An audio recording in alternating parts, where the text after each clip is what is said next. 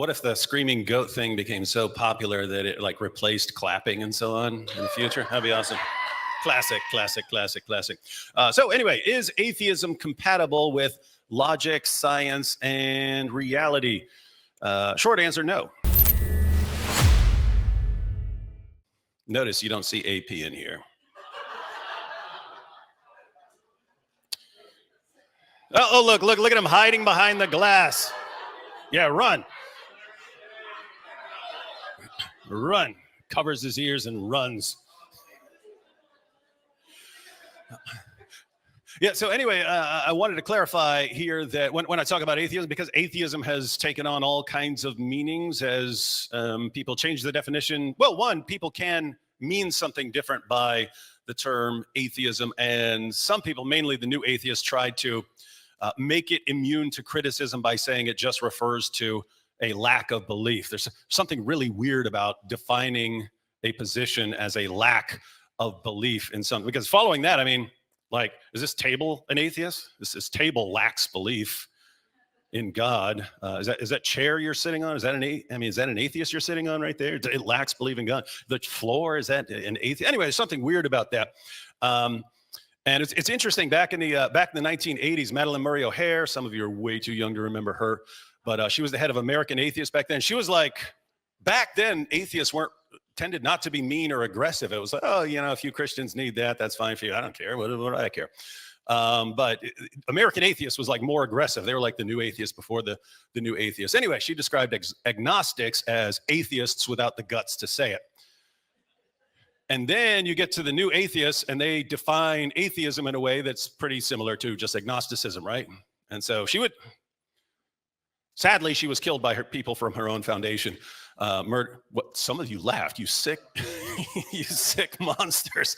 Anyway, she was murdered by people who worked for her. But if she were around today and she saw atheists, it's just lack of belief. I think she would be, she'd be rolling. I'll say it. She would be rolling over in her grave right now if she saw what had happened to atheism. Anyway, so atheism, of course, just means, not theism.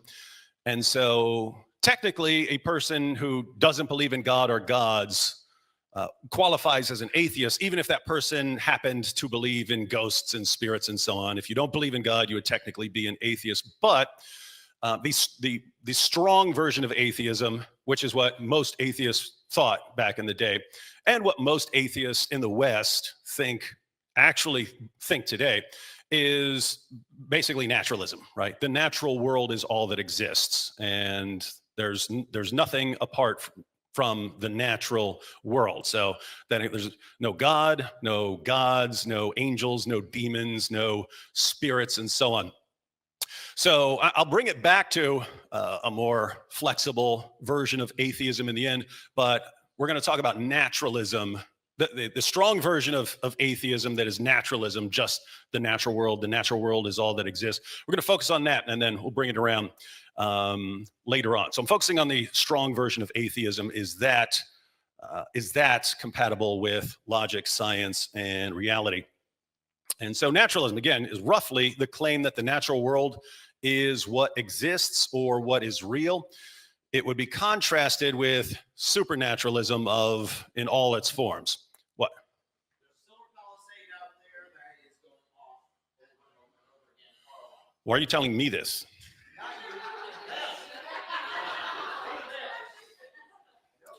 Someone is trying to rob your car, ladies and gentlemen.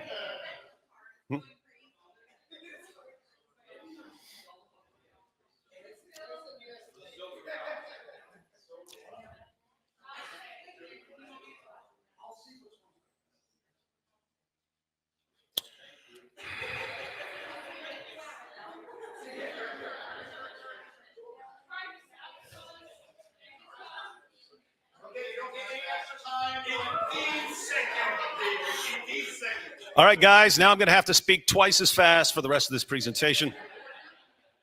So supernaturalism would be the view that something supernatural exists, and then you have various forms. If you're a theist, Christian, you are a supernaturalist of one sort. And And supernaturalism would usually include the idea not just that there are supernatural entities, but also that they interact with the world somehow. So these are very different worldviews, and sometimes we want to show other people or convince other people that our worldview is the correct one. One problem that arose with the so-called new atheism is that the leaders of the movement started training people with a methodology not designed to get people to the truth. They trained them just to play skeptic, which is very, very easy to do. Playing skeptic is very easy. If you don't want to believe in something, almost anything that anyone could bring up that you don't want to believe in, you could dial your skepticism level up enough so that nothing would ever qualify as evidence. And there are lots of examples of this. One that I like, just because it was nice to see someone being so honest, was Richard Dawkins in a discussion with Peter Boghossian, when Dawkins was asked something along the lines of, if God did exist and he wanted to show you that he existed, what evidence could God give you that he existed? And Dawkins said that when he was younger, he would have said, well, if I hear some booming voice saying, Richard Dawkins, believe in me, or something like that, that would have done it. He says, but since then, I've come to realize that if that happened, I would just think I'm hallucinating. And so they go back and forth on what could actually even qualify as evidence in his mind. And they got to the point where they're saying, what if a message was written in the stars? Something like, Richard Dawkins, believe in me. And they agreed that in order to believe that God did it, you'd have to rule out the idea that extremely powerful alien tricksters were doing it to make Richard try to believe in God. And so since you can't rule that out, Dawkins concluded that nothing could ever convince him. Now think about that. That's Richard Dawkins saying that even if God did exist, there's nothing that could even possibly convince him that God exists. God could appear right here and be blasting lightning bolts, and you could always say, well, maybe it's powerful alien tricksters trying to trick me. So what happened with the new atheists is they didn't come up with some great methodology designed to get them to the truth. They constructed a position that is immune to evidence that goes against their position. And there are other positions that can do that. Metaphysical solipsism is a view that does that. A metaphysical solipsist is someone who believes that he's the only thing that exists, and that the world around him is just something he creates in his mind to entertain himself for all eternity. If you were to encounter an actual metaphysical solipsist, what evidence could you give that person to convince him that something outside of him exists? The answer is nothing. Because you'd be sitting there talking to him, he thinks you're a figment of his imagination. There's no evidence you could possibly give him. So naturalism is more like an expanded version of that. A metaphysical solipsist is, I'm the only thing that exists, and a metaphysical naturalist is, the physical world is all that exists. And so you've got our good friend Richard Dawkins, who ironically has spent most of his career challenging theists to give him evidence for God, and yet, when it comes right down to it, he acknowledges there's no evidence you could put. Isn't that weird? You develop a methodology that's immune to evidence, and then you go around, where's your evidence? Give me your evidence. I'm going to reject it no matter what it is, even if it's airtight, 100% certain, I'm still going to reject it, but come on, give me your evidence. I have to point out this, again, this method could be used to reject absolutely anything. I could use this method to reject the existence of any atheist. I could issue a challenge to every atheist in the world. And I do this online when you get the angry atheist and like, prove to me that God exists. I instantly respond, first, prove to me that you exist. And then I start playing skeptic. But you can issue this challenge. All atheists, I challenge all the mighty atheist intellects of the universe. Prove to me that you, the atheist, exist. Prove to me that one atheist actually exists, and I'll become an atheist. But I'm going to play skeptic the entire time. And I'm going to use the methods of Richard Dawkins to respond to you. And so when you say, oh, well, I obviously exist because I'm talking. Well, how do I know that I'm not imagining it? How do I know I'm not hallucinating? How do I know that powerful alien tricksters aren't trying to trick me? I can't rule out powerful alien tricksters tricking me right now, right? Can't rule that out. That's according to them. So what evidence could you give me that I could not attribute to powerful alien tricksters? Answer is nothing. You can't give me any evidence. And so I'll just say this. If you have a methodology that you think is giving you the truth about God, but it would rule out you being able to prove your own existence, I'd say you got a problem. I'd say you need a new methodology.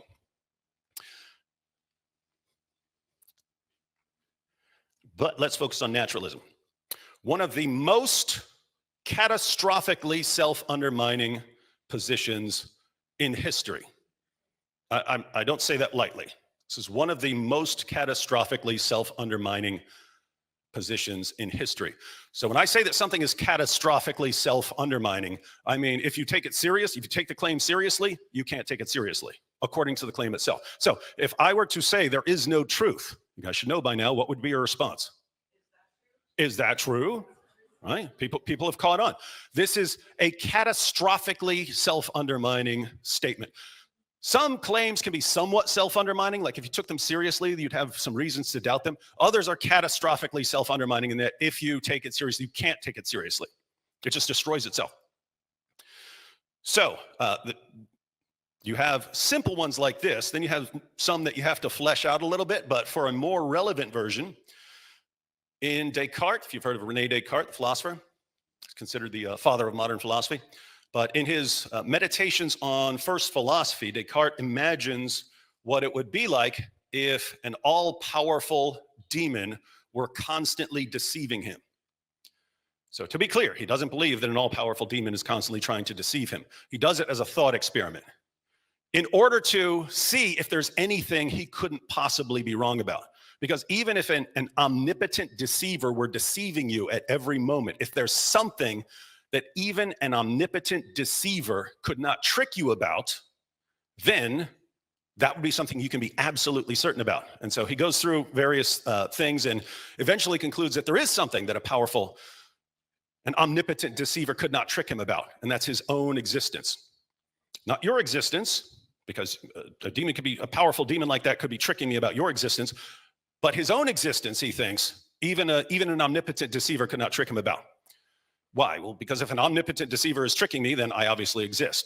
If an omnipotent deceiver is tricking me into thinking various things, then obviously, I'm still something, so I still exist. So that's something he views as absolutely certain. He could not possibly be wrong as long as he is thinking. So this is the famous "I think, therefore I am." As long as he's thinking, he is something that thinks. And then he goes through the rest of the meditations, coming up with other things that he couldn't possibly be wrong about. Again, Descartes did not believe in an omnipotent deceiver. But suppose you met someone who did believe that. Suppose you met someone who believes that he's being deceived every moment of every day by an omnipotent demon. That person's worldview should raise an obvious question. Namely, if you really believe that you're constantly being deceived by an omnipotent demon, how can you trust your beliefs enough to trust your belief that you're constantly being deceived by an omnipotent deceiver?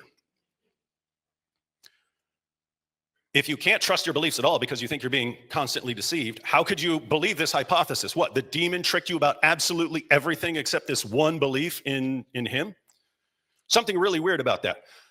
In other words, if you took the hypothesis seriously, the omnipotent deceiver hypothesis seriously, you couldn't take it seriously. You couldn't trust your cognitive faculties or your thought processes enough. If you thought you were being constantly deceived, you couldn't trust it enough to trust a hypothesis like this. So if you take the omnipotent deceiver hypothesis seriously, you can't take it seriously. So this is what I mean by a catastrophically self-undermining hypothesis. But there's another catastrophically self-undermining hypothesis that's actually quite similar to this. And it's called naturalism. If you take naturalism seriously, I say you can't take it seriously because you can't treat the cognitive abilities that produce the belief in naturalism. You can't produce those thought processes as reliable when you're dealing with a hypothesis like naturalism. Naturalism is a hypothesis about all of reality, everything that is real. If naturalism were true, and you received your cognitive faculties, so reason, perception, memory, and so on, if that hypothesis were true, and you received your cognitive faculties from the naturalistic processes that are available, they're the only things that are available on naturalism, then you can't trust your cognitive faculties when you're dealing with a topic like naturalism. They weren't made for something like that. In other words, whatever produced your brain, it makes it unreliable when dealing with hypotheses like this. So let me explain why. Human beings have the ability to reason. We're using it right now. And we tend to trust our reasoning ability. We wouldn't have discussions like this if we didn't trust our reasoning ability. If we thought that our cognitive faculties were fundamentally unreliable, we just wouldn't try things like this. But naturalists have a problem here because they can only explain things by appealing to natural objects, natural events, natural causes. Now think about this for a moment. You have beliefs. Ultimately, according to naturalism, your beliefs must be the result of physical processes in your brain. Now, what's going on in here? Particles in motion, chemical reactions, neurons firing. It's all physical. Physical particles governed by laws of nature, not by commitment to truth or something like that. So, what really seems like careful reasoning to you is, in reality, straightforward, mechanical, mindless cause and effect. Particles in motion being controlled by laws of nature. It's a fancy array of falling dominoes. In other words, according to something like naturalism, whatever thought you're having right now, it was determined all along, just by particles in motion, going back to way before you were ever born. It's all just cause and effect. Illusions aside then, you arrive at your beliefs via a process that has absolutely nothing to do with whether those beliefs are true or false. Chemicals couldn't conceivably care less what your beliefs are.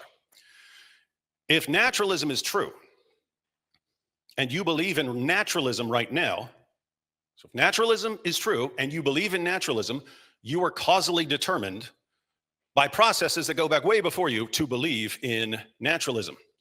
It's particles and laws of nature. If naturalism is true and you believe in supernaturalism, you believe in God or something, you were causally determined by non-rational particles mindlessly obeying non-rational laws of nature, by a process set in motion long before you were born. You were determined to believe what you believe right now. So if naturalism is true, then whether you're a naturalist or a supernaturalist or whatever, that's what you were determined to believe. If you change your belief at some point, you were determined, you were already determined by particles in motion to believe that sort of thing. The particles the laws of nature, the particles and the laws of nature that causally determined what you believe right now couldn't conceivably care less what you believe, couldn't conceivably care less whether your beliefs are true or false. A false belief is every bit as causally determined as a true belief. So if naturalism is true, what sense does it make to trust our reasoning ability or our beliefs or even our belief in naturalism? You are programmed to believe in it if you believe in it. So if naturalism is true, what sense does it make to trust our reasoning ability, our beliefs? None whatsoever. But it gets worse. It gets way worse than that. Here's a quote from Charles Darwin. Darwin is responding to William Graham, whose book was a defense of design in nature. Darwin writes to Graham, reviewing his book, says, "You have expressed my inward conviction, though far more vividly and clearly than I could have done, that the universe is not the result of chance. But then with me," interesting, he admits that he doesn't believe the universe is, follow the reasoning here, this is interesting. He says, hey, what you're saying about the universe not being the result of chance, that's the way, that's my conviction. But watch what he says. But then with me, the horrid doubt always arises whether the convictions of man's mind, which has been developed from the mind of the lower animals, are of any value, no value, are of any value or at all trustworthy. Would anyone trust in the convictions of a monkey's mind if there are any convictions in such a mind?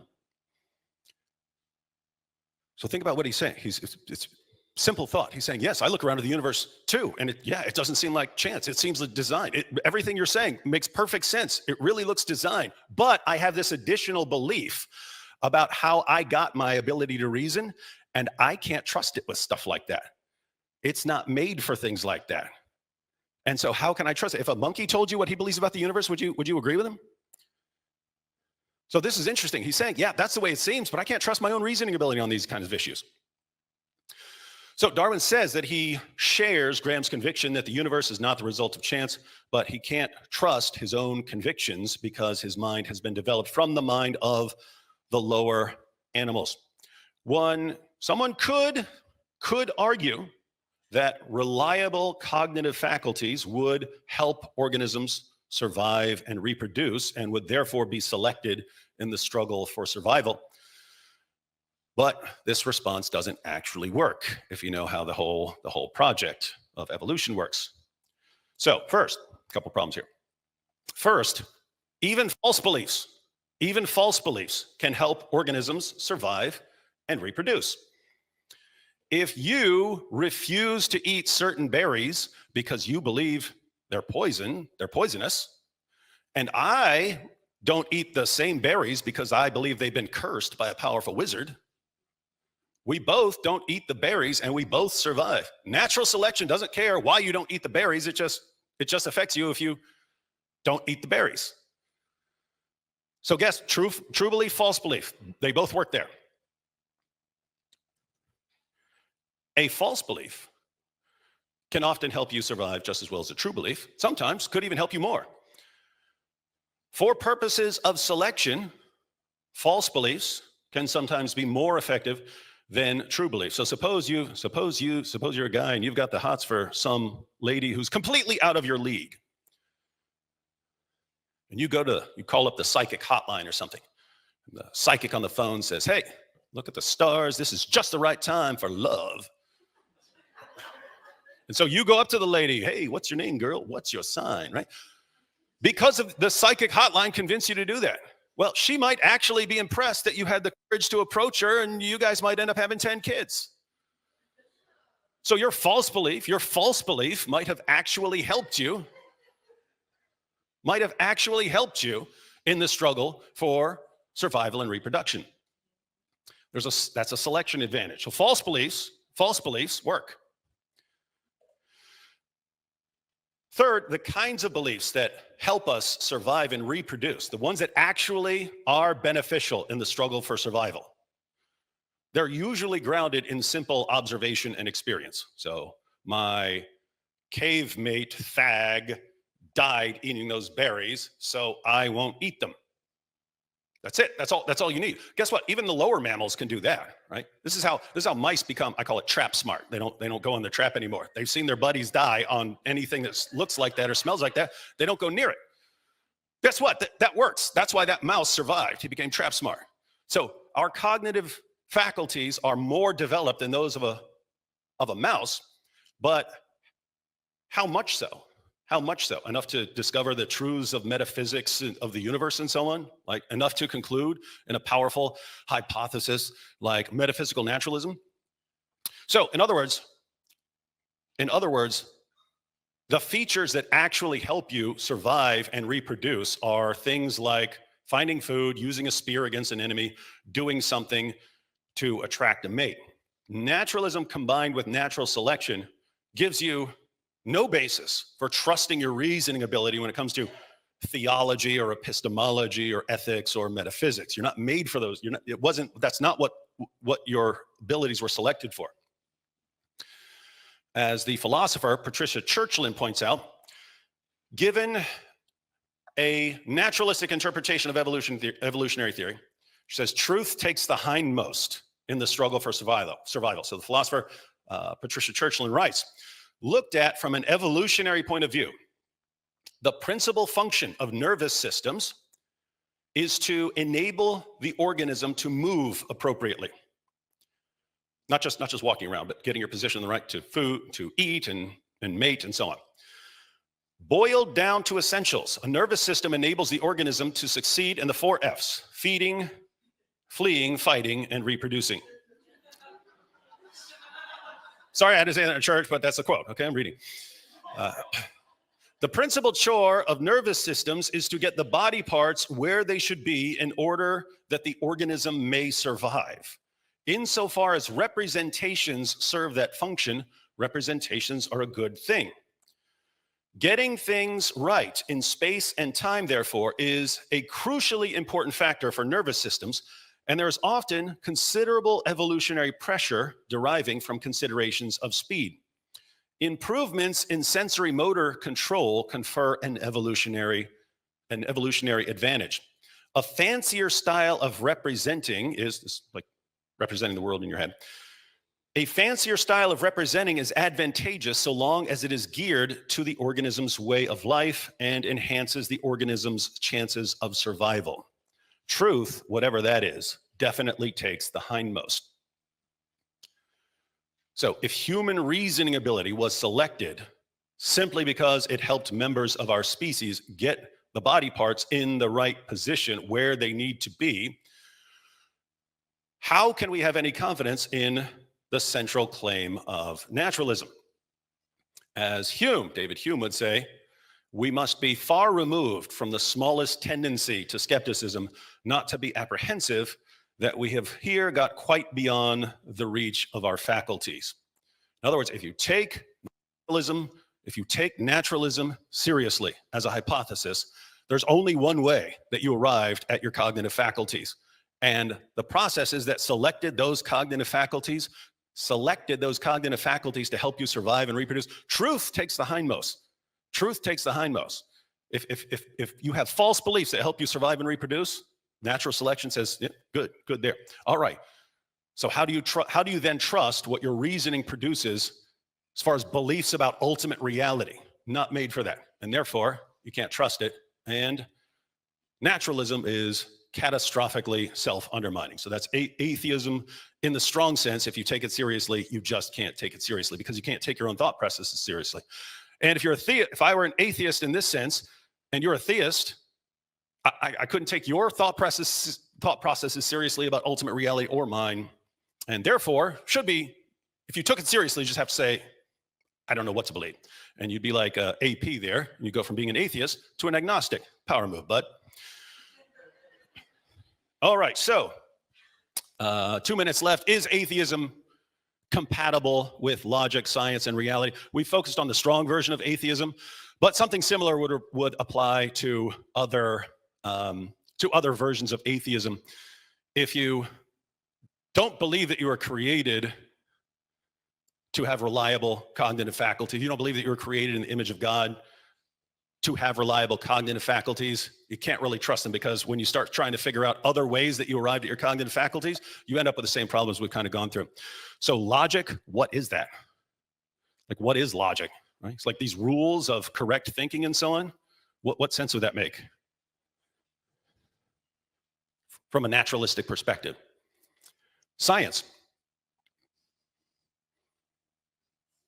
All of the pioneers, 100%, all the pioneers of the scientific revolution were Christians of one sort or another. There were Catholics, Protestants, you got a couple heretics in there. They all believed in God and the Bible. And they actually connected this to their quest to understand the universe. So just to be clear, other groups and cultures and so on had scientific developments, technology and so on, mathematics. You didn't end up with anything like a revolution until the scientific revolution. And they explained why they concluded that. They explained their project. They believed that the universe is created by a kind of cosmic architect, a cosmic mathematician putting all this together. So one, the universe is intelligible. It can be understood because it's created by a rational agent. Two, they believe that they are the kinds of things, that human beings are the kinds of things that can go out and figure out the laws of nature, because they believe they've been created in the image of the one who created it. And so this is actually the scientific hypothesis of all scientific hypotheses ever. It was one massive scientific hypothesis. If we're right about our belief about the creator of the universe, and we're right about what we are, being created in his image, then when we go out there, we're going to be able to figure out the mathematical equations governing the universe. And they did. In other words, no scientific hypothesis in history has more confirmation than that original hypothesis. Imagine if you were an atheist. Would you think if you didn't know, if Christians hadn't figured it out for you, would you have any reason to think that the universe is going to have these neat little mathematical equations everywhere? No. Why would you think that? Would you think that you're the sort of thing that can go out and understand these things and figure these things out? You can figure out the laws of the universe. Well, if you're just, a couple steps up from your ape ancestors, why would you think that you're the sort of thing that can do that? Never would have gotten off the ground. And of course, reality, again, if you can't trust your cognitive faculties, if they weren't designed to get you to the truth about reality, you're pretty much doomed from the start. So, AP, you can disguise yourself all you want back there. But I saw what t-shirt you were wearing earlier, so I know that's you. You've been humiliated yet again.